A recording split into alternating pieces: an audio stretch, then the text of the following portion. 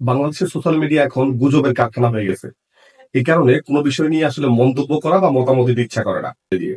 এই যে গত কয়েকদিন আগে ঘটে যাওয়া খিলখ্যাতে যে মন্দির উচ্ছেদ নিয়ে যে ব্যাপারটা ঘটলো, যে ঘটনা কি হয়েছে না হয়েছে এটা না জেনে অনেক মানুষ হিন্দু সম্প্রদায়ের উপর অত্যাচার ধরে নিয়ে, নির্যাতন ধরে নিয়ে গণহারে পোস্ট করা শুরু করলো সরকারকে দায়ী করে। এবং হিন্দু ধর্মের কিছু মানুষ এই ব্যাপারটাকে তাদের উপর অত্যাচার বলে তারা তারা এই দেশে ন্যায় বিচার পাবে না বলে তারা বিলাপ করতে লাগলো এবং পোস্ট করতে লাগলো। মূল ঘটনা হচ্ছে এই জায়গাটা হচ্ছে রেলওয়ের জায়গা, এবং ওই এলাকায় হিন্দুদের কোনো মন্দির না থাকায় পূজার সময়টা যখন আসে তখন হিন্দু সম্প্রদায়ের মানুষ ওই জায়গাটাকে অস্থায়ীভাবে একটা মন্দির করে, সেই জায়গাটা তারা পূজা করে এবং পরবর্তীতে তারা প্রতিমা বিসর্জনের মাধ্যমে সেই কাজটা শেষ করে। কিন্তু প্রতি বছর তারা প্রতিমা বিসর্জন দিলেও এই বছর তারা প্রতিমা বিসর্জন দেয় না, এবং প্রতিমাটাকে পার্মানেন্টলি সেই মন্দিরে রেখে দেওয়া হয় বা এই টিনের জায়গায় রেখে দেওয়া হয়। তো তখন রেলওয়ে তাদেরকে নোটিশ দেয়, এবং নোটিশ পাওয়ার একদিন পরেই মন্দির কর্তৃপক্ষ বা স্থানীয় মানুষজন যারা হিন্দু ধর্ম অনুসারী সকলে মিলে এই জায়গাটায় ইট দিয়ে পার্মানেন্ট মন্দির করার চেষ্টা করে। এবং পরবর্তীতে এই বিষয়টা যখন রেলওয়ে কর্তৃপক্ষ জানে, তারা বুলডোজার দিয়ে পুরো মন্দিরটা ভেঙে দেয় বা ওই স্থাপনার অবৈধ স্থাপনাটা তারা ভেঙে দেয়।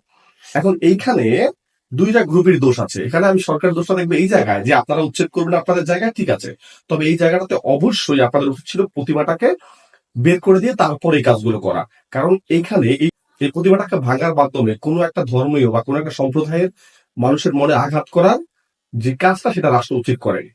একইভাবে এই যে ঘটনাটা একটা অস্থায়ী জায়গায় একটা মন্দির জোর করে স্থাপন করতে গিয়ে যে যে বিতর্ক সৃষ্টি করা হলো সারা দেশব্যাপী, যে সাম্প্রদায়িক যে দাঙ্গা লাগানোর চেষ্টা করা হলো, এই বিষয়টা নিয়ে কিন্তু সকলকে ভাবতে হবে যে কারা এই ব্যাপারটা করলো।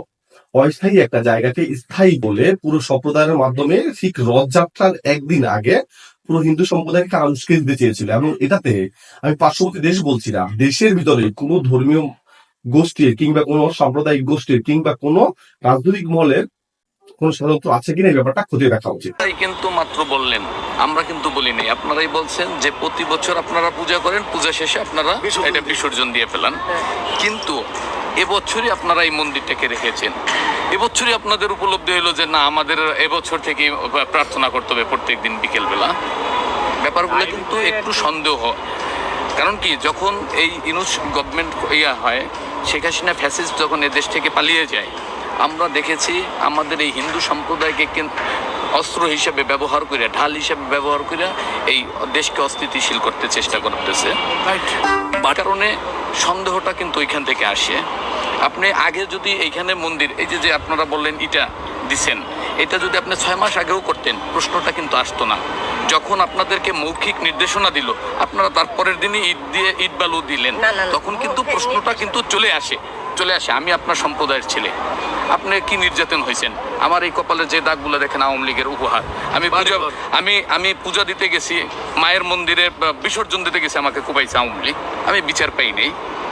আপনি তো, আপনার উপর তো হামলা হয় নাই মন্দিরের উপর, আর আমার মন্দিরের উপর হামলা হয়েছে, আমার উপর হামলা হয়েছে। অতএব আপনাদের ব্যথা আমাদের চেয়ে বেশি।